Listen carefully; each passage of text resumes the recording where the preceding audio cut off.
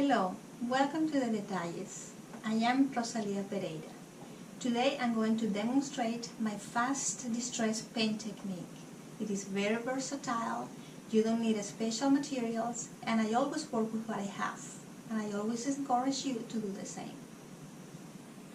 I found this toolbox at a state sale, which I like because it resembles a piece of furniture, like a dresser, and also I like the clean lines of it. We're going to start by preparing the piece by sanding with a 2020 sandpaper or a fine sanding block. You're going to do that lightly all around the piece just to find grit for the paint. After you finish sanding, you just want to wipe off the dust with a damp cloth. Now this is where the fun begins. I'm going to start applying my paint, but this is where my technique differs from other people. I work distressing the piece while my paint is still wet. I'm using a potty knife. You can also use a spatula, and I'm going to be using either the side or the front of the spatula. While my paint is wet, I'm just going to start distressing. I have a damp rag that I'm going to wipe off my excess paint so I don't put it back in the piece again. After the paint dries, select areas to add a second coat. This further enhances the edge look.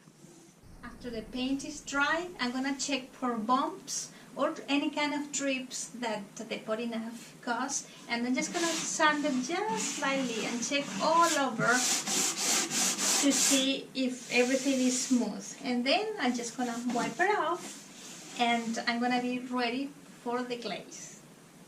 And this is what the glaze does. It gives an edge, kind of a patina to the piece. This is with the paint and this is with the glaze. Do you see the difference? It's gorgeous, isn't it? Okay, we're ready for the glaze now. So, what I'm going to do, I already mixed my glaze, and I'm just going to start by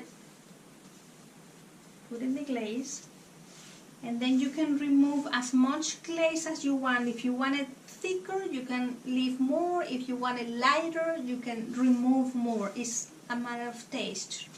Let's see that you made a mistake, right? That is too much. You don't want that. You took too much. And what you can do is, if you don't like what you did, you just wet the whole piece and you just remove all the glaze. There is no harm done. Add glaze to the piece and wipe it off with a dry cloth. With the help of a blending brush, move the glaze up and down and side to side, wiping the excess glaze of the brush on a dry cloth. This action blends and softens the glaze. Use a small flat artist brush to accent some areas.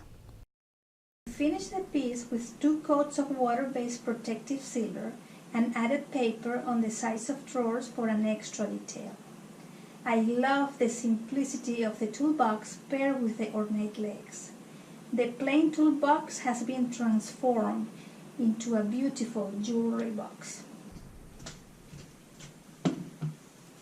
Distressed wood goes with any kind of decor, from elegant to relaxed. I hope you enjoy this technique.